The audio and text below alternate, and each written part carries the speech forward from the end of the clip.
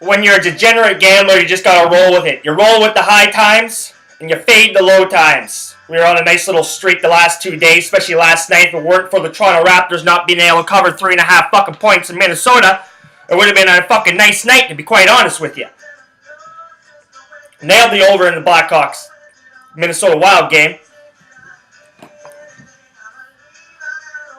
Nailed it. Hit the over in the Raptors game. The Raptors played well for about, 2.5 quarters? Until they got out at halftime, basically. They got a lot of problems, Toronto Raptors. They got a lot of fucking problems heading down the stretch run. There's a handful of teams that are white hot right now. They don't want to fucking play. The Toronto Raptors, they don't want to play Miami. Fuck that shit. You know Miami's going to get the calls from the NBA, too. Toronto Raptors, they don't want to play John Wall and the Washington Wizards. They know what John Wall and the Washington Wizards can do. They don't want to fucking face that fucking monster. No. Do they want to play the Boston Celtics in the second round or so? Probably fucking not, man. The hunter is now the hunted. And the Toronto Raptors have to look at themselves in the mirror. They can't use injuries as an excuse. They've been in the games. They just let them fucking slip away. And that's not a good sign for a team that needs to play in the clutch, because that's what the NBA playoffs are all about. So all you Toronto Raptors fans out there, you guys got to shake this thing up. You guys need a fucking star player. DeRozan, Kyle Lowry, they need fucking help. You can't rely on JV. You can't rely on DeMar Carroll. You can't rely on, Siakam and the fucking young kids, Portal. It's not going to happen. They need fucking scoring help. Because you know that the NBA coaches are going to take away one of them. They're definitely going to take away one of them in the playoffs.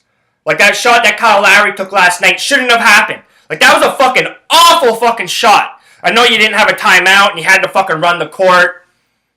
DeRozan ran the ball up, handed it off to Lowry. Obviously you want the ball in Lowry's fucking hands. But that's the best you guys could fucking create? Where was the screen? You knew you were taking a 3-point fucking shot. So what the fuck is the point having big guys underneath the fucking basket doing dick shit? Set up a screen for one of them, for fuck's sakes. Like, I'm fucking 5'9" or whatever, 5'8.5". And I can figure out to set a fucking screen, man, if you have the fucking time. So I'm telling the two big guys, man, don't run underneath the fucking basket. Even if you tap it in for two, what good is it? So that was fucking annoying. Big slate of college basketball last night. So shout out to the Michigan Wolverines for laying a fucking beat down, a little bit of revenge on the Michigan State Spartans. I was on the Spartans. I was utterly shocked that the Spartans didn't show the fuck up. But, hey, it's a nice start to the stretch run for the Michigan Wolverines. Conference tournament, March Madness is around the corner. But these are my plays of the day for February 9th, 2017. So let's jump in. We'll start with the association. I'm just going to run through them quick. I got to run down to my hometown, see my parents, see a couple people, get some shit done. I haven't been home. I haven't seen my parents' house. I haven't been home in my hometown since Boxing Day? So it's been a little while. I got some shit I got to do. I got some people I got to see. some things that I got to get. But let's get some fucking winners. That's the priority tonight. We like putting money in the bank. The OKC Thunder, they're hosting the Cleveland Cavaliers. Cleveland Cavaliers are going to rest their big three. No Love, no James, no Kyrie Irving tonight. That's not a good fucking formula for winning if you're the Cleveland Cavaliers, because as we've seen in recent history, they don't fucking win when the big three are fucking playing. We've seen this line swing for a reason. When I first saw it, it was at 10. Then I saw it at 10.5. I jumped onto that 10.5 for Oklahoma. It's up to 12 now. But I like the Oklahoma City Thunder to cover. Don't really have a play on the total. Kind of leaning to the under. I don't think the Cavs bench and backup players are going to be able to get to near 100 points. And then I think the OKC Thunder, I think, will win this game by about 20 points, 22 points. They may give some people a rest. They're not the most efficient scoring team either, even though they have Westbrook. The Houston Rockets, they're in Charlotte to take on the Hornets. Basically, the Rockets are a fucking better team. Better fucking team. Better record against the spread on the road compared to Charlotte at home.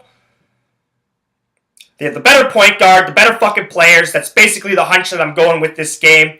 Houston's kind of been up and down a little bit as of late. Charlotte does play better at home. They put more points up at home. Wouldn't be shocked if this game goes over 225. But give me the Houston Rockets at minus 3.5 on the road. I think they can get the job done. Now, Dallas Mavericks, they host the Utah Jazz. Jazz just fucking beat down. Who they fucking beat down last night?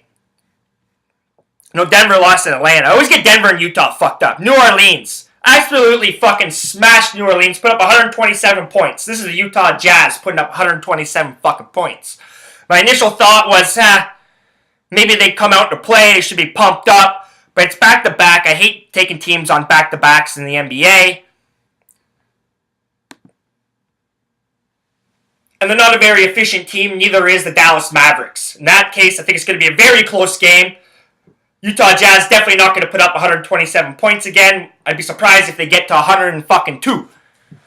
I like the Dallas Mavericks at plus 3.5. I grabbed them at plus 3.5. It's down to plus 3 right now. Even take a look at them on the money line at plus 140. I think the Mavericks get the fucking job done. They've been playing much better basketball. They lost by a point last game out. They do have back-to-back losses, but they lost by a point last game. They're fucking playing much better defense. And Dirk Nowitzki's healthy. So I like the Dallas Mavericks at plus 3. Now we'll move over to the college basketball court. It is rivalry week in the NCAA. One of my favorite weeks of college. I mean, one of my favorite weeks of sports, to be quite honest with you.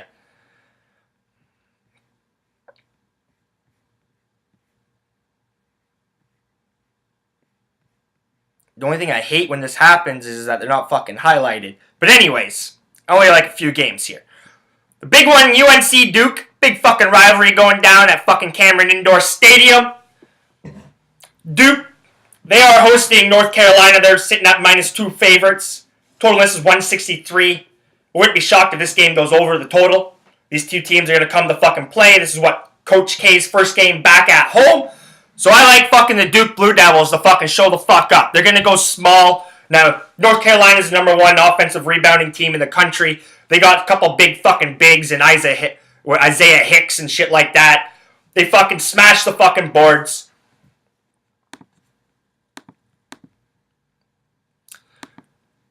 Duke's going to play a much smaller lineup, but we're going to see. It's going to be speed versus big. Speed versus big. Speed versus size. I'm going to take speed and a little bit of fluency. I think the Duke Blue Devils get it done. They need a big win. They need a significant fucking win. They've been playing better basketball, and they're a lot fucking healthier now, Duke. They should have no excuses. I like the Blue Devils to win at home at -2. Now, Dylan Brooks-led Oregon Ducks. They're in UCLA tonight. Oregon is a mighty fine fucking team, flying under the radar. Now, no slouch to UCLA. They're a pretty fucking entertaining team to fucking watch. Generally putting up 80 points a game or so.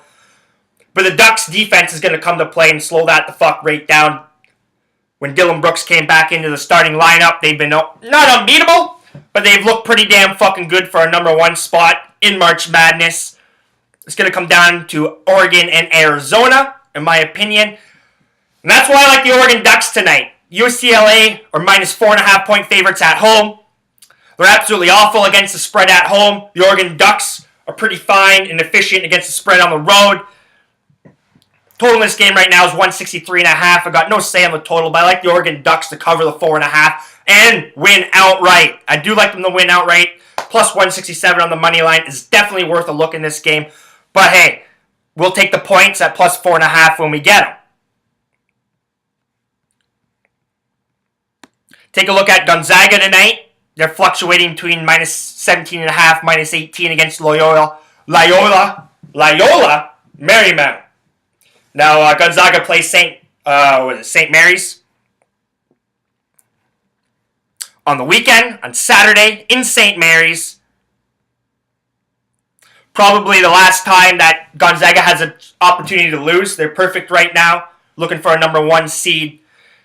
A lot of people will complain about the strength of scheduling, but hey, man, if you go fucking undefeated, man, you deserve at least a number 1 and number 2 seed. No fucking around. Even though we know Gonzaga and their history in the big tournament now, that they're not underdogs. They were once the underdog favorite, but now they've kind of established themselves. They don't really sneak up on anybody. But on the Frozen Pond tonight, I do like a couple games in the Frozen Pond. San Jose Sharks are in Boston. Boston's got a new head coach, Bruce Cassidy. Fuck, man. Boston Bruins, in my opinion, are going to be a lot of trouble down the stretch. Claude Julien was fucking loved in the dressing room. I think he was respected amongst the players and the organization. I have no idea what they're fucking doing. And the fact that they announced this fucking firing during the fucking Super Bowl parade in fucking Boston for the New England Patriots is absolutely hilarious and an embarrassment to the Boston fucking Bruins. Claude Julien deserved fucking better. What, Cam Neely? What, you don't want to fucking face any questions? So I like the San Jose Sharks tonight at plus 105 in Boston to beat the Boston Bruins. I don't think they're going to get a bump. They're looking towards the New York Islanders. But I don't think Cassidy's going to be the fucking answer. They're old. They're slow. They struggle to score except for one line. I like the San Jose Sharks to hop all over them. Joe Thornton wins back in Boston. The LA Kings are in Florida. Now, they just lost to Tampa Bay 5-0. And I like to play that a lot. Usually you go 1-1 in the Florida swing. Very rarely do you go 2-0. Very rarely do you go 0-2. So they got shut out by the Tampa Bay Lightning last game out. They bounced back and beat the Florida Panthers. Panthers are coming off their little 5-day fucking break. So I look for them to start slow. I like the LA Kings at plus 100. Finally, the Pittsburgh Penguins are in Colorado, who just beat down my Habs 4-0. We all could have saw that coming. A little revenge spot for the Avalanche. But Sidney Crosby's in town, no Malkin, they're a little banged up. That being said, they still fucking score goals. Colorado, they leak goals. Colorado, they score goals. Colorado, you don't know what the fuck Colorado's going to do. I like the over 5.5 in this game. You can get it at minus 130 right now. I see a 4-3 game, to be quite honest with you. I wouldn't be shocked if it's 5-3 with an empty net.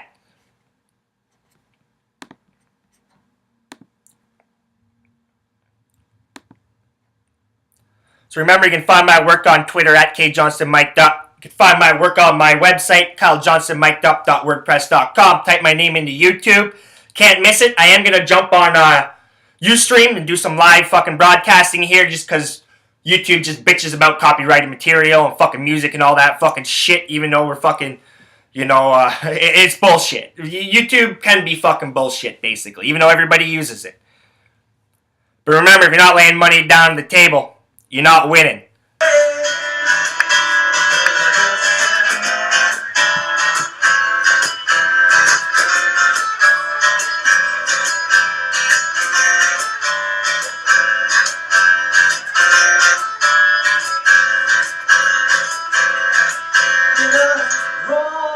Jump from golden ticket, you can have anything for a fee. You gotta sell all your dreams. That's the price that you pay for the security of a lifeless machine.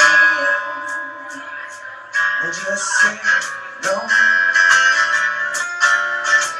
That's not the way that I roll. I just say no.